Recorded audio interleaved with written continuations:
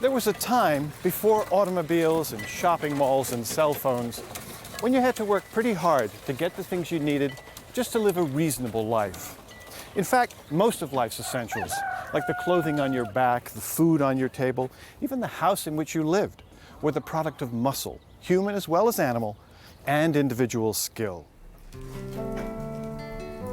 Because you had to grow or make the things you needed, it took a lot longer to get them. Want fast food? Forget it. No drive-in chicken joints here. A new house, a bigger barn? Start with the trees at the edge of the forest.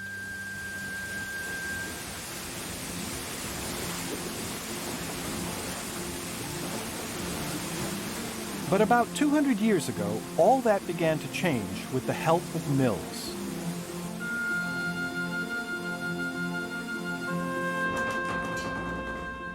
These early factories turned out machine-made products that could be bought in stores, and they offered a new way of working that changed the way people lived. Societies that once responded to the rhythm of the sun and seasons now moved to the beating of the clock. This industrial revolution would bring giant factories and working classes, entrepreneurs and inventors, and an era we call mill times.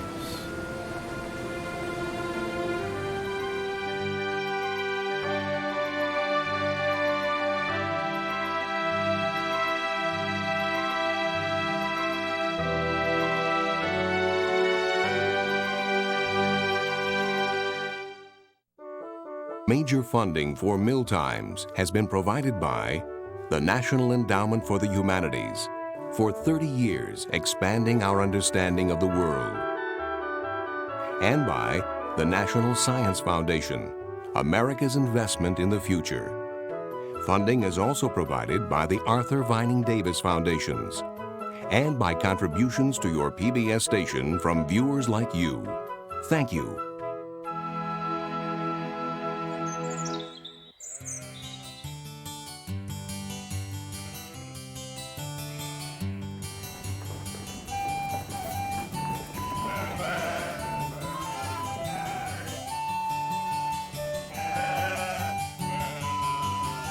So what did people do 200 years ago if they needed a necessity of life like clothing?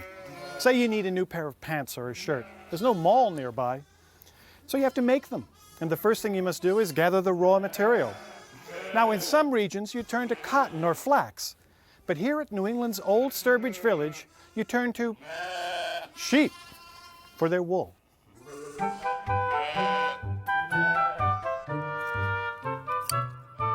Of course, it wasn't that easy. Sheep shearing was a laborious process for the shearer and the sheep. And then you had to have someone with enough skill to turn all this raw wool into cloth.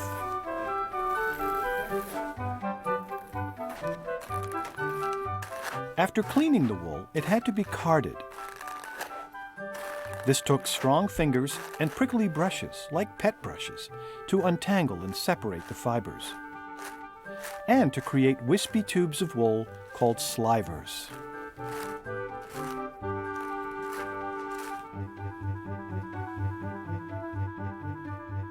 You then stretch the slivers into yarn on a spinning wheel.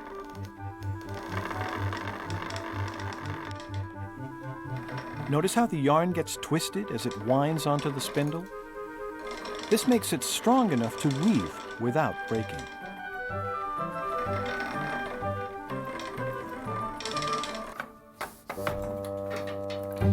You turn yarn into fabric on a loom, and this is a typical hand loom.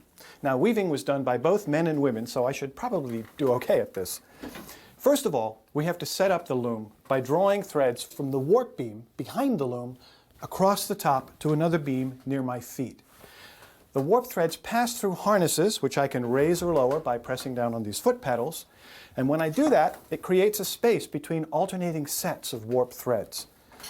I'm going to take the shuttle, which is this wooden contraption with a spool of yarn in it called a bobbin, and I'm going to push it across through that space perpendicular to the warp threads. I then press it down, change pedals to raise the other harness to create that over and under pattern that you get used to seeing in weaving. I send the shuttle back through, pull it snug, tamp it down, and repeat this process over and over again until there's something else I'm supposed to do or my arms fall off. You can see just how much time is going to go into this to produce enough fabric to make clothes. I mean, there's the carding and the spinning and the weaving, then there's the cutting and the stitching and so on, which sort of explains why people back then would have had relatively few clothes. But by the middle of the 1700s, help was on the way. And it began with water-powered machines. For centuries, people had used the turning force of water wheels to help with tough jobs like driving blades for sawing wood,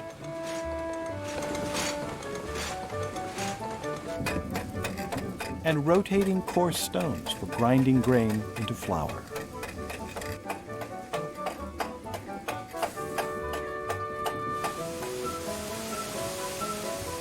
But eventually, water wheels began to power more complicated devices that would revolutionize cloth making, like this carding machine.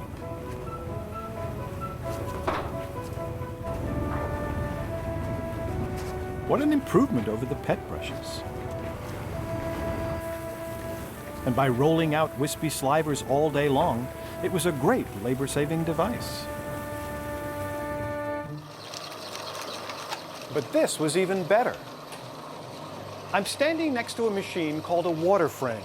It was created by the famous English inventor Richard Arkwright, this model's from the 1780s, to spin cotton into yarn. Though it looks fairly complex, it really isn't.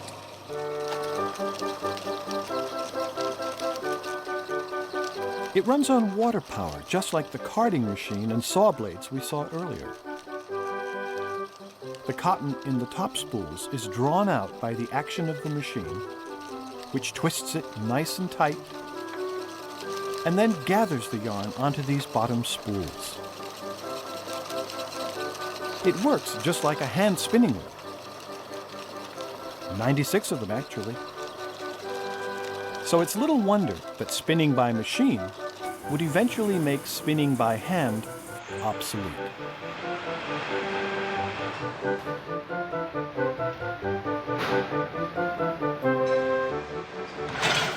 In no time, spinning mills began springing up all over England. By the late 1700s, these mills were putting whole villages to work, making yarn inside the new factories or weaving it into cloth in their homes. The spinning industry was so successful, it quickly spread to the rest of Europe. And it was only a matter of time before it reached England's former colonies in America as well.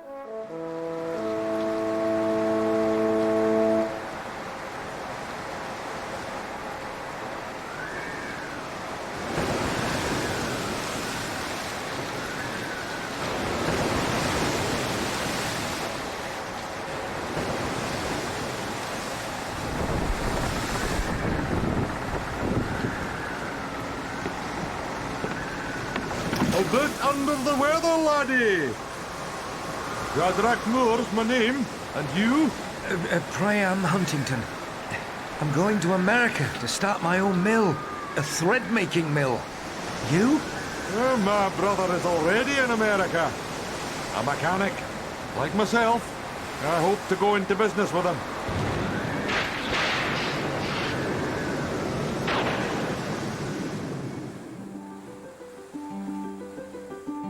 Could such an English spinning mill be built in this rough land? There aren't many who would have the skill.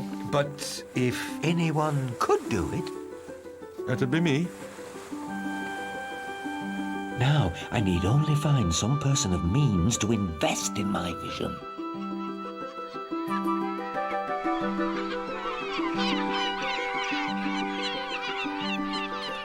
Well, Shadrach, we've still got many more appointments today. Please God, one will show some interest.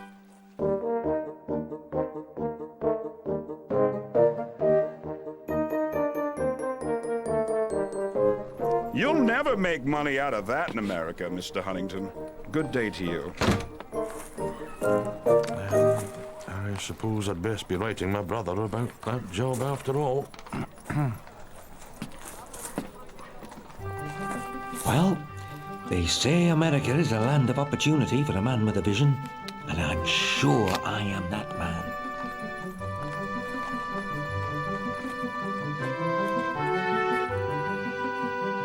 And this breast wheel design, Mr. Gresham, is ideally suited to the rivers hereabouts.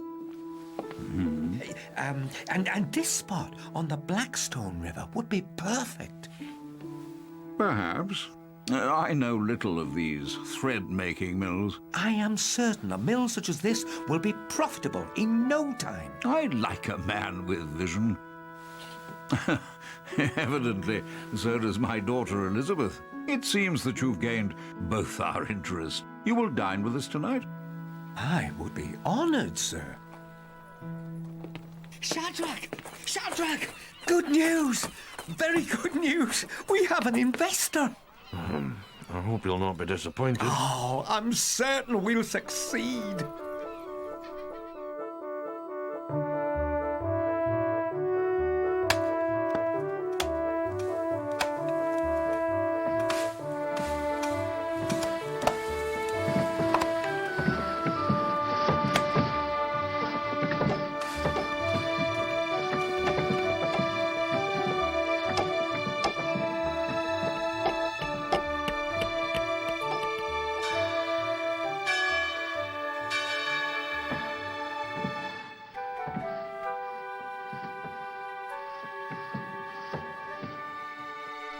And I now call upon my son-in-law, whose vision inspired me in this noble enterprise, to inaugurate Huntington Mill. Friends and neighbors, on this day, our community is entering a new era, such as has never been seen before in this land. Huntington Mill will bring new jobs, new opportunity, and new prosperity for all.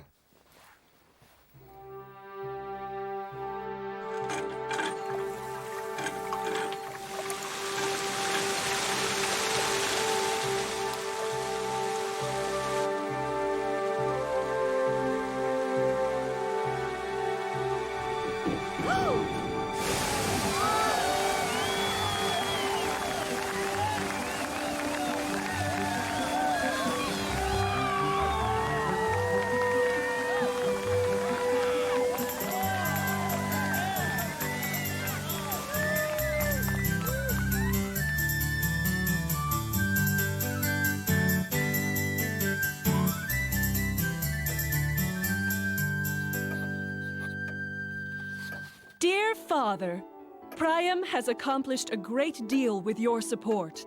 The local people are quite taken with the new mill. Even Mary Methuen, who was one of the best hand spinners in the area, has come. She now runs the boarding house for the men who work in the mill. Each spinning frame produces as much yarn in a day as 50 hand spinners. Priam is already taking orders from Boston. All in the community are doing better because of our mill. Before they dammed the river for the mill, we had all the fish we needed. Now the salmon are blocked from swimming upstream to spawn. I say we just chop up the dam and be done with it.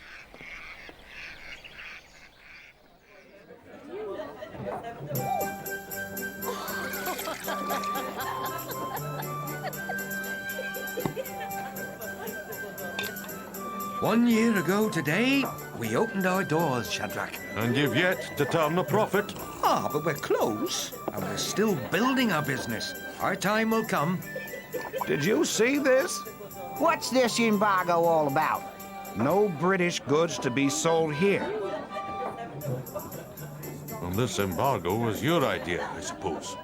No, but with people not able to buy English yarn, now they'll have to buy ours. Another drink? Perhaps a wee dram, just to warm the innards.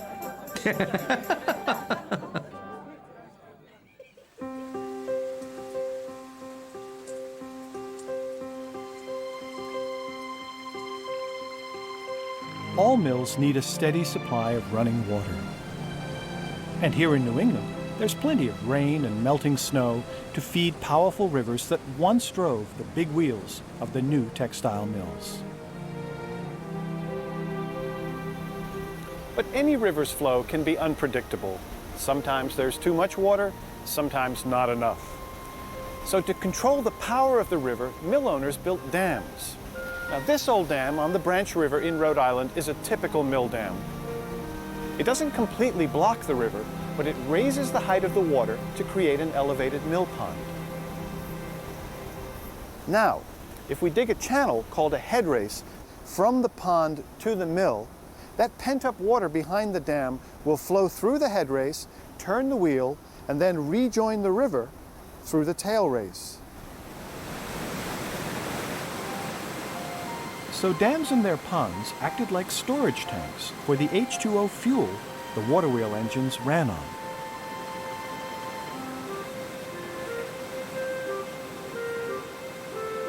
You can still find scores of mill dams all along New England's rivers. But this one in Pawtucket, Rhode Island is special because it powered America's very first spinning mill.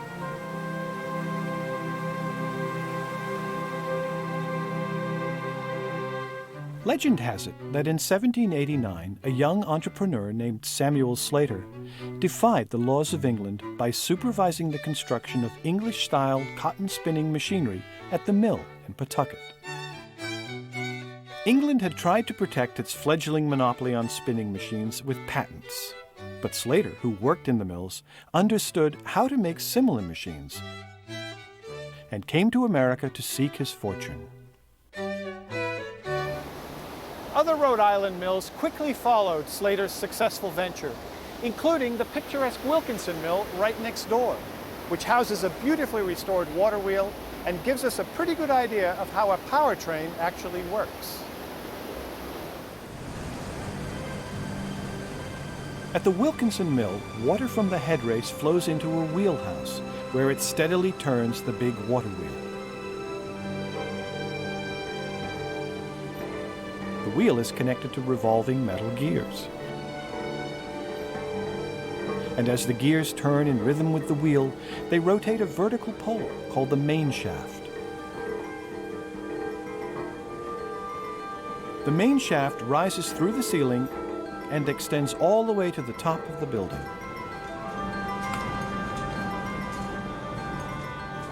On each floor, the vertical shaft turns horizontal shafts that hang just below the ceiling. A leather belt carries the power from those horizontal shafts to a pair of pulleys above each machine. Now, to get the power to the machine itself, I'm going to turn the machine on by sliding the belt from one pulley to another. And voila, the machine works. Now, this is not a spinning machine, it's a lathe. A lot of mills, like Wilkinson, had their own machine shops. This is a wood lathe. It was actually used to produce those humble workhorses of the spinning industry, the bobbin.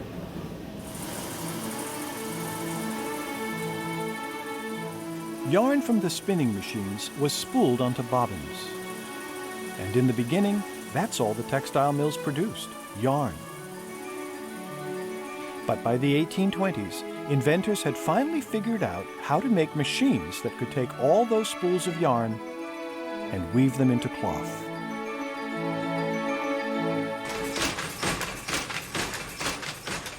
This power loom is weaving a plain piece of fabric. All the things I had to do on the hand loom are now being performed by this machine, only a whole lot faster. In fact, the wooden shuttle I threw by hand whips its thread back and forth so quickly, we have to slow down the action for you to see it.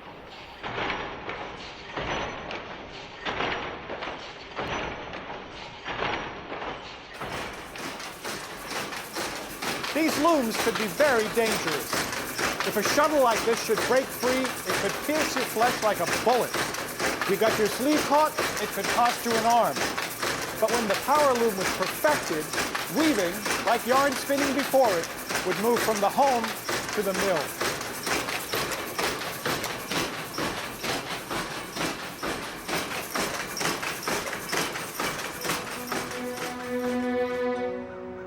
many newer mills became huge as owners sought greater profits by bringing carding, spinning, and weaving all under the same roof.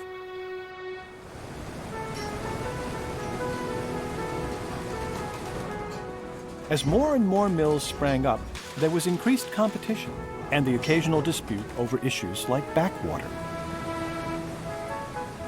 Backwater would occur when one mill's dam impeded the natural flow of the river to the point where water wheels in upstream mills couldn't turn properly.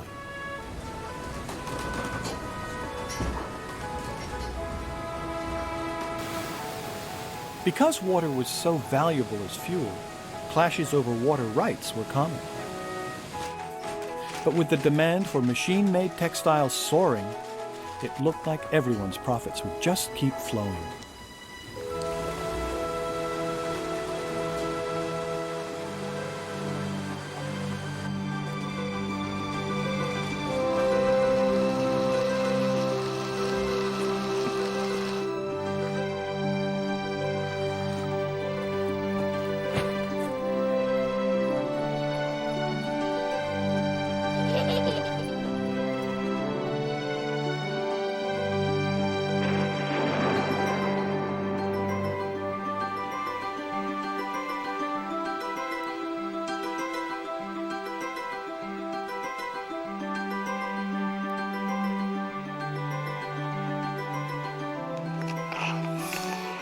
Daniel, come back now. You're getting cold. Oh, just a few more minutes, Mama. So determined, just like his father. What's that?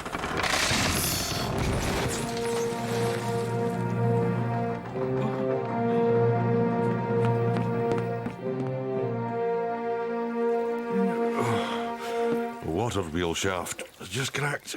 Ice. Oh. Machines don't last forever, you know. And we've all these new orders to fill.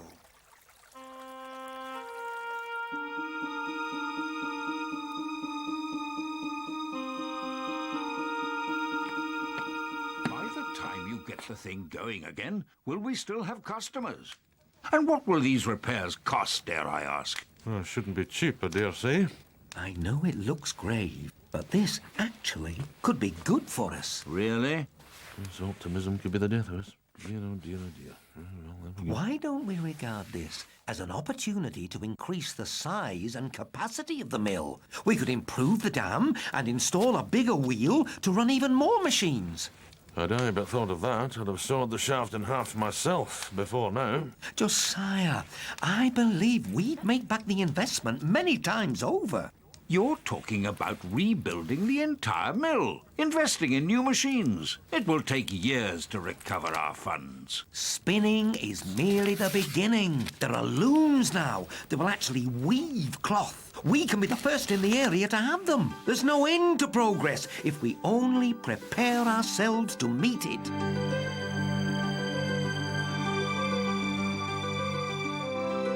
The mill established by my father and grandfather is much larger now. For some time, I have helped in running the business. Shadrach has now brought in his nephew, Zachary, to help him with the machinery. The new mechanical looms can be temperamental. I hope it holds together. As is Shadrach when they don't function as they should. Zach is doing a fine job in the mill. So is Mary Methuen young niece, Sarah. I do believe Zach has taken a fancy to her. She came last year after her parents died. She started as a bobbin girl and progressed quickly into one of our best weavers. She even finds time to help Mary at the boarding house. In fact, everything in our little community has been going splendidly. But now... Aye, we're up against it now, laddies. Oh, Shadrach, you are always gloomy. Ah, but today there's a real reason for gloom. And so I give you Northgate Mill.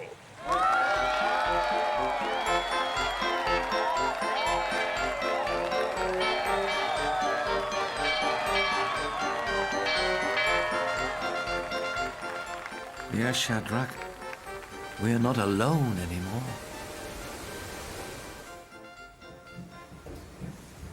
The new mill's dam has created backwater. The wheel cannot turn freely, and none of our machines can operate properly. It's intolerable. And they've twice the workers we have. They've no right. People have a right to work, Daniel. And a right to steal away our business?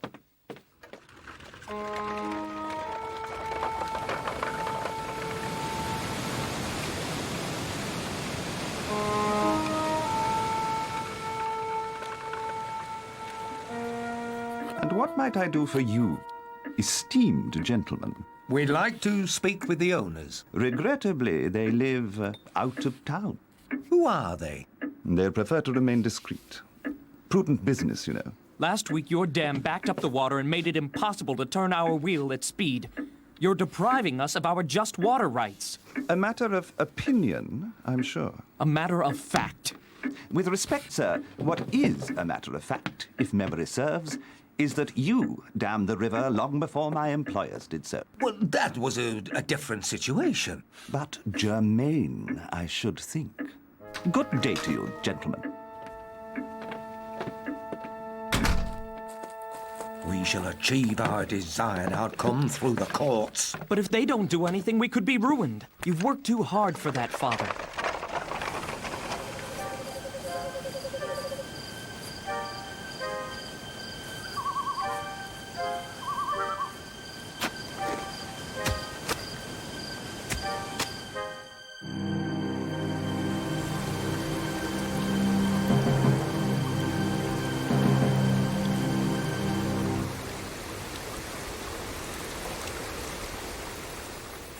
It should be remembered that when you built your mill, some of the farmers complained about your dam and what it was doing to their fishing. But our mill brought jobs to this community. And Northgate Mill brings even more. You will pay full restitution to the Northgate owners to rebuild their dam. But wait a moment! This isn't fair! After all the work we've done, and... You two have done enough damage as it is. And I expect both parties to meet and work out an arrangement to use the river for everyone's benefit. I expect to see a report to that effect in 30 days. Court is adjourned.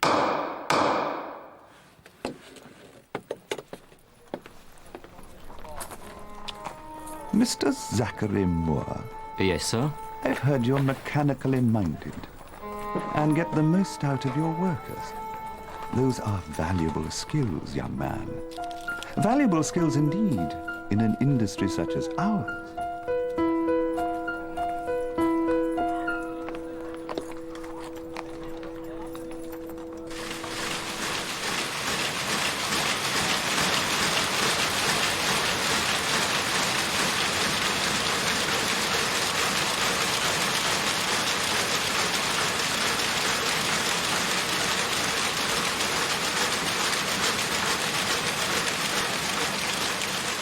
This huge room would have been fairly typical of weaving floors in the big textile mills of the 19th century.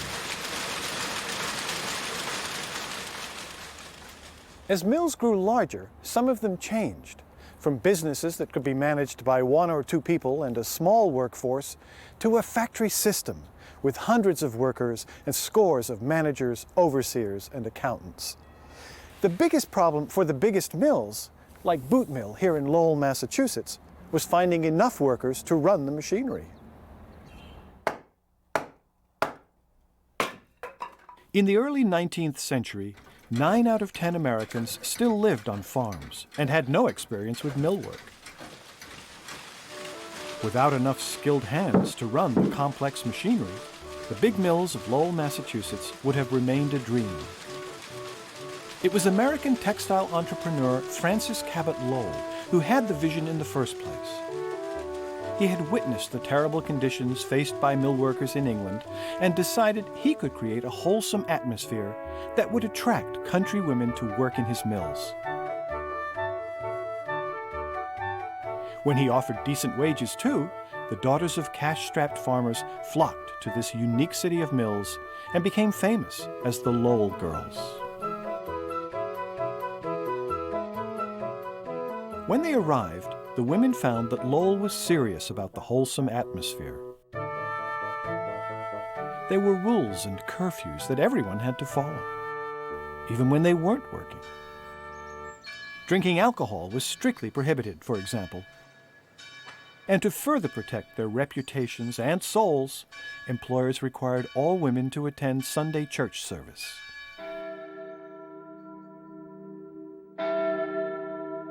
All other times, bells called the women to work. Their day would last 12 to 13 hours or more.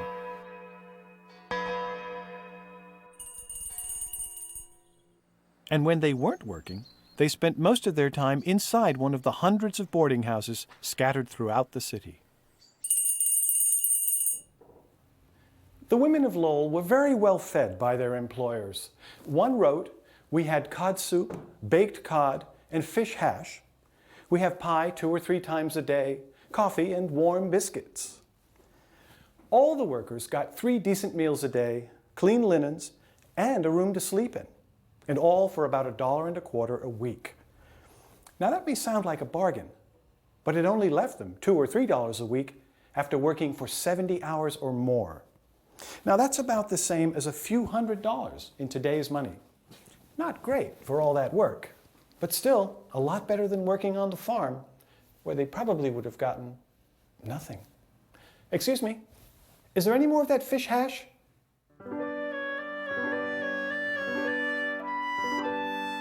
The young women lived in cramped rooms with 2 or 3 beds to a room.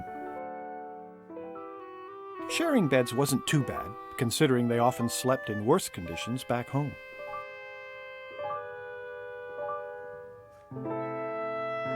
They loved to write letters and keep journals.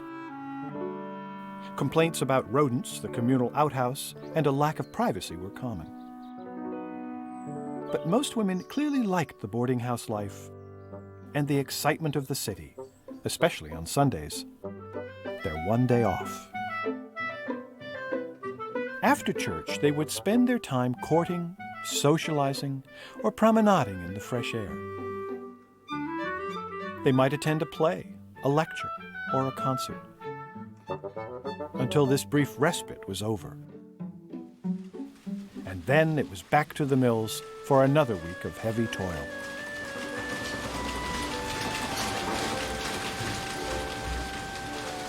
The work at Lowell was fast-paced and strenuous. The noise of the machinery made some workers deaf, and the dust-filled air was unhealthy to breathe. Most women saved their money and left after a few years. Some returned home. Others struck out to make their own destiny. But while they were here, they became highly skilled workers capable of performing the intricate tasks that made these mills successful.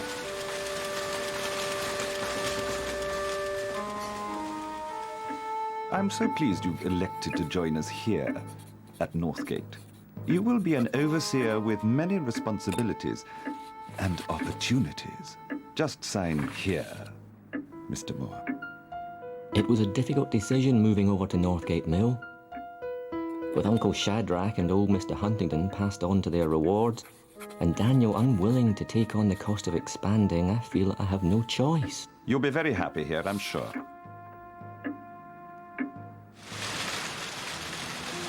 I know Daniel thinks I deserted him, but this mill represents the future far more than his.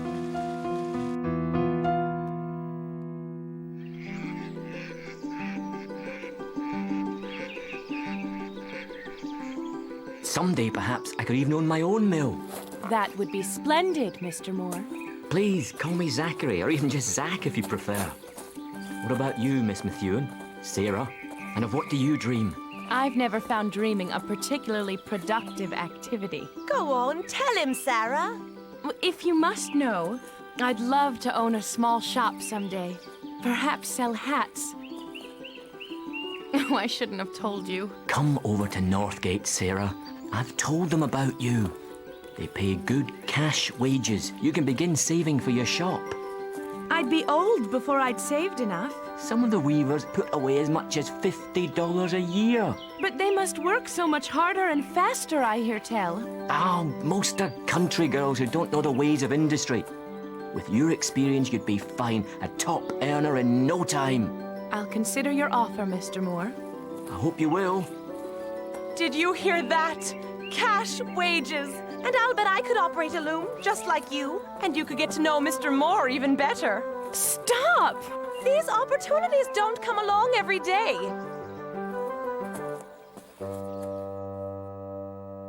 I'm sorry, Mary, but I won't make an exception. If Sarah no longer works in my mill, she no longer lives in my boarding house. Now, Sarah, you don't have to worry about me. Northgate's a good opportunity. And it's not like you're moving far away. There are nice families you can live with there, and we still see each other on Sundays. But Aunt Mary... No buts. You have to make your own place in this world, just as I came from the farm to the mill when I was about your age.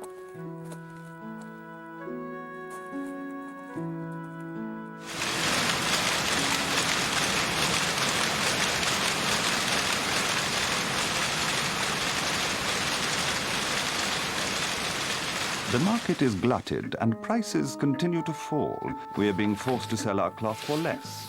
Therefore, we must find ways to be more productive and lower costs.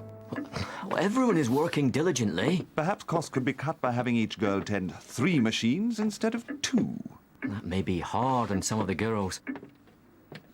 Well, since each weaver will be producing more cloth, at least they can make more money on their piece rate. I've already considered that point. Since each weaver will be producing more cloth, we can lower the piece rate, and they can still earn the same as before, if they can keep up.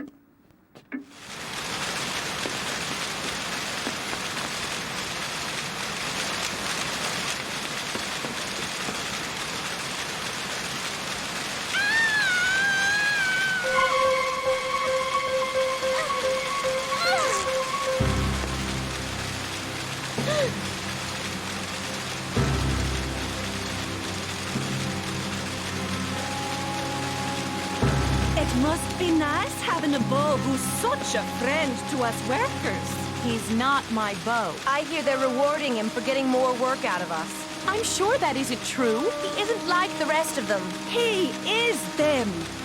Then we'll have to fight for ourselves. And don't forget to tell them about what nearly happened when your bobbin girl's apron got caught. She could have been killed, Sarah. It's just not safe. We, the undersigned, considering ourselves wronged and our privileges invaded by our unjust and unreasonable lowering of our wages, do hereby mutually and cheerfully engage not to enter the factory after Monday next For the purpose of work until such time as our grievances are addressed. Intolerable! Someone must have put them up to this. You're known to have your eye on Sarah Methuen. It must have been you. It was not.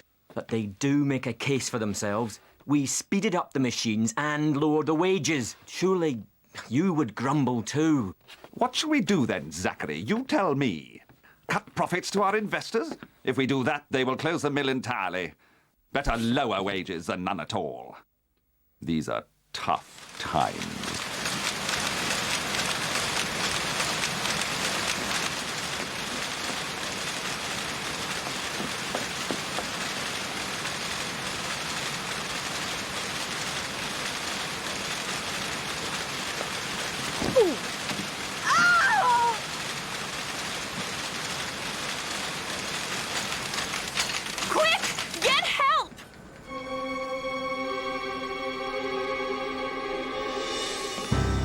That could have been any of us. I'm leaving. I'll find work somewhere else. Me too. No, none of us should have to leave. And if one or two of us do, they can easily replace us. But not if we all stand together.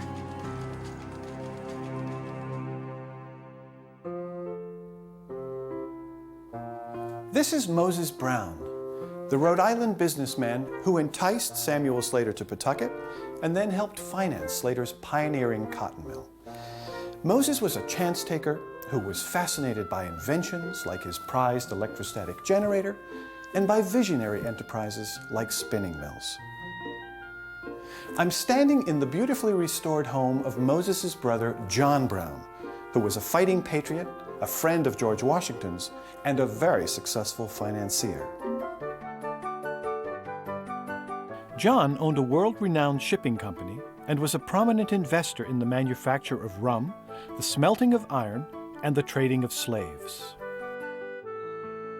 His businesses made him extremely rich, so he built this impressive home in Providence and filled it with famous guests and fine furnishings.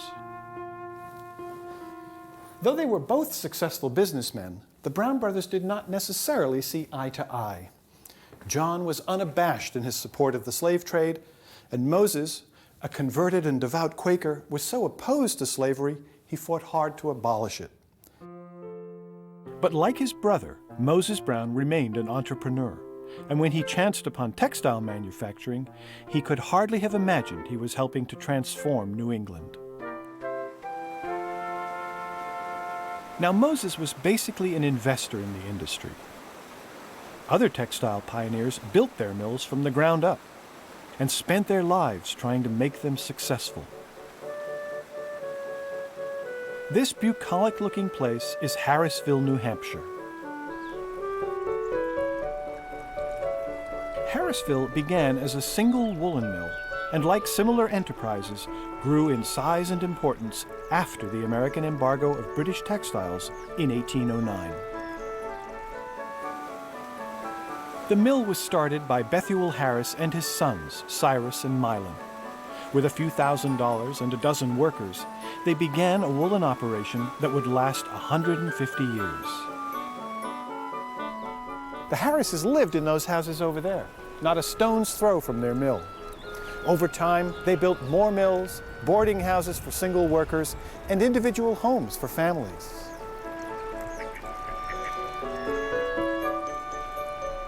Milan Harris even built this schoolhouse for the workers' children, which, unfortunately, was very cold in the winter. Rather than repair the drafty schoolhouse, he stuffed wool, which he had plenty of, into the cracks in the floors. The result was that the teachers and kids nearly froze, and Milan was chastised by state authorities for running one of the worst schools in New Hampshire. But the Harrises were not mean or greedy, and treated their workers fairly when they could afford to. For unlike rich owners, the Harrises were completely dependent on the fortunes of their mill. They personally fixed machinery, fought icy wheels, hired and fired workers, sweated over accounts, and hustled for business. If prices fell or labor costs rose or natural disasters struck, their enterprise could fail instantly. And without the deep pockets of rich mill owners, the Harrises were never far from financial ruin. But with equal parts luck and hard work, the Harrises made it, becoming country comfortable rather than Brown family rich. And for mill owners like the Harrises, that was enough. Now, not all New England textile mills succeeded, but the big cotton mills generally did very well, because the American South was an excellent source of cheap slave-grown cotton and an even better market for machine-made cloth.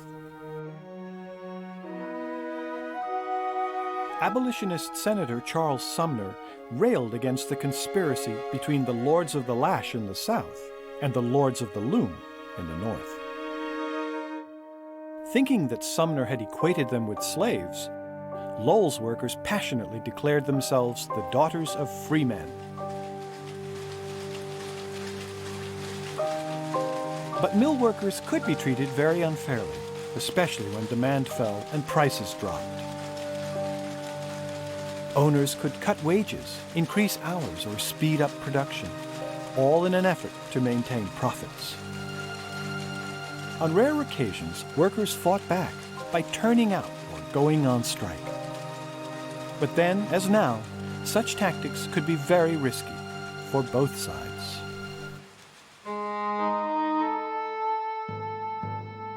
They actually walked out? These girls must be taught a lesson. We cannot have them dictating terms. Next, they'll want Saturdays off. Who was their leader? I believe a young woman by the name of Sarah Methuen. Well, get rid of her. By your leave, gentlemen, perhaps a subtler plan might be effective. With the upturn in the market, the Northgate mill owners have authorised the following. They will shorten the workday by 1/2 hour and are prepared to pay an extra penny on piece rate. Well, at least they've done something. I know how unfairly you've been treated, but I hope you feel this is a step in the right direction.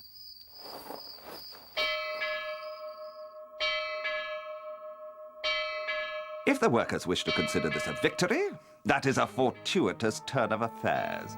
A happy worker is a productive worker. But now, Raymond, I think it would be prudent to deliver a timely message. Begin training the new girls from the carding room to work the looms. They're not nearly as experienced. But more desperate for employment, I should think. And they can be taught to work the looms far easier than the others can be taught not to be troublesome. We must regard our workers as part of a machine. If one part abrades, the rest can be damaged.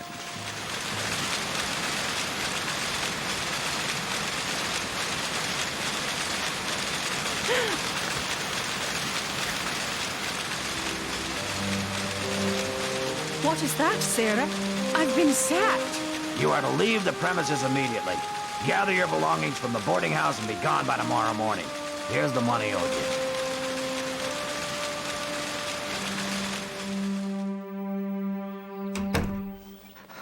Sarah, I heard what happened. I'm sure you did. It's not the way you think. Where will you go? My aunt is frail. She needs help with the boarding house. Mr. Daniel has kindly permitted me to return. Daniel's mill has no future, and neither does the boarding house. You can't be thinking of... I can be thinking anything I please in this free country, Mr. Moore. It is the one thing I do that cannot be regulated. Sarah, you must believe I knew nothing about this. And why should I believe you this time after all? Because when I found out, I quit. I've saved some money and I want to go west. I hear there's a great opportunity out there for a man who's not afraid to be industrious. Lord knows you're not that, Zachary Moore. Good luck to you. It could be a hard life at first until I get my feet planted, but it could be a great adventure. And it's an adventure I'd dearly like to share. I'm sorry. My aunt needs me. I won't give up on you, Sarah. I promise you that.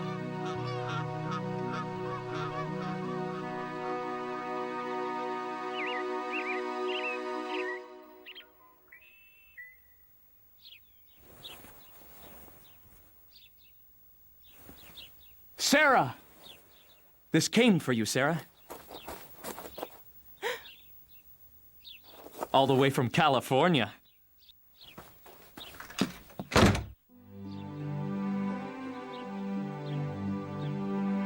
My dear Sarah, perhaps you've heard about the gold strikes in the new state of California. My mechanical skills have paid off handsomely in the design of mining machinery.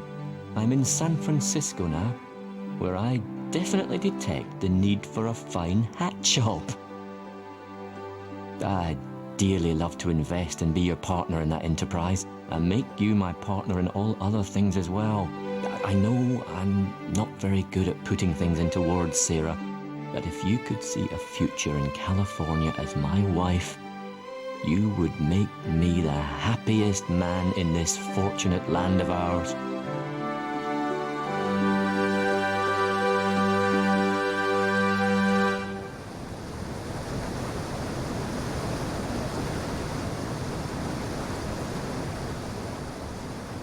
Benchley has been on the brink of another disaster. The first night I lit candles, he sent for his children to come home, which they did. Afterwards, he and I had a considerable of a warm debate. Now, the letter was the telephone of its day, the primary means of communication over distance. And this letter from Samuel Slater shows his annoyance with a parent named Benchley, who kept his children from working in the mill even after Slater had lit extra candles so they could see in the dark.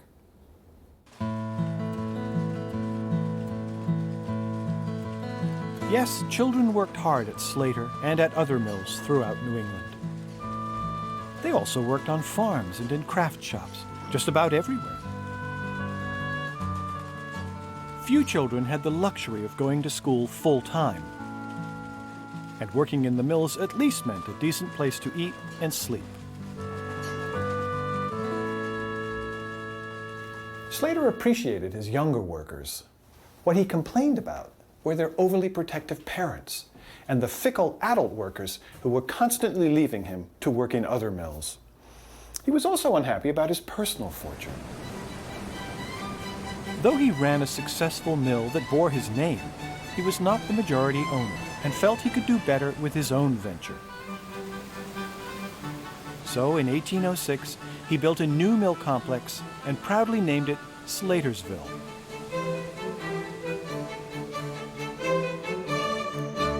Over the decades, the surrounding community grew along with the mill.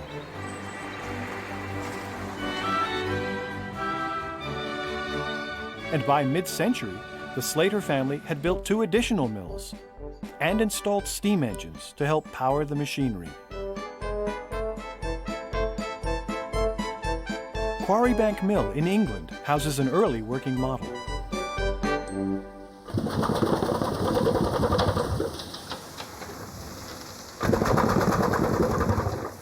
This remarkable contraption is an old steam engine. Look at the precise movement of the vertical piston. It's moved up and down by the rise and fall of steam pressure inside the cylinder. And that up and down motion is converted into rotary motion, which operates all the machines. This was a revolutionary device. It made it possible to run machines any time, any place, and in any kind of weather.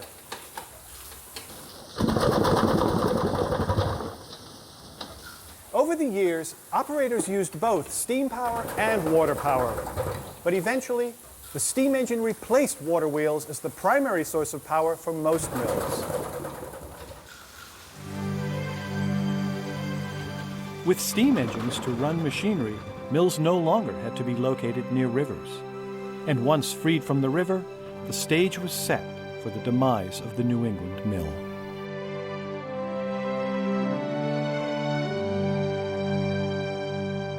By the middle of the 20th century, many New England textile companies had moved south, where labor was cheap, where cotton grew right outside the door, and where swift-moving rivers no longer mattered.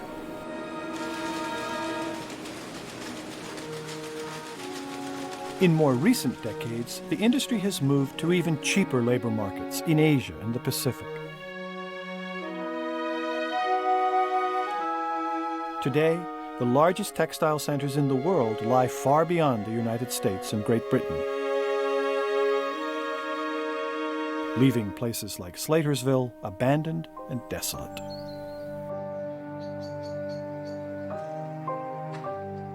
In England and New England, the textile industry is only a shadow of the enterprise it once was, and many old mills are now rotting from neglect or completely gone. A few communities have restored mill buildings, turning them into apartments, shopping malls, even art studios. But here in New England, the industry that supported generation after generation of working families is, for the most part, over.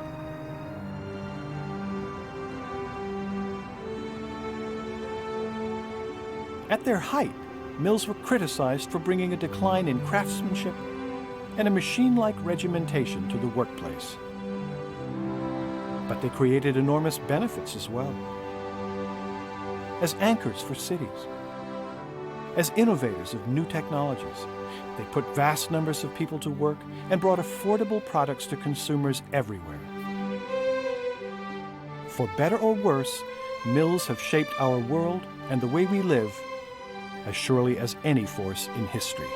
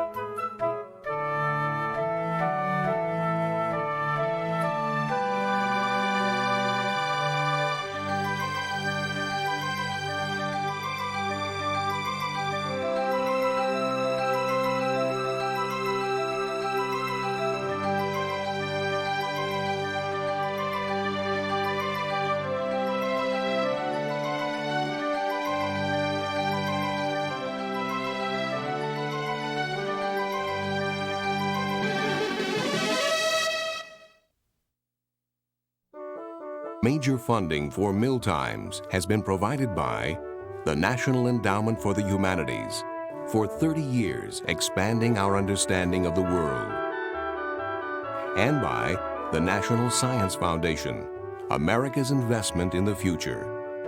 Funding is also provided by the Arthur Vining Davis Foundations and by contributions to your PBS station from viewers like you. Thank you.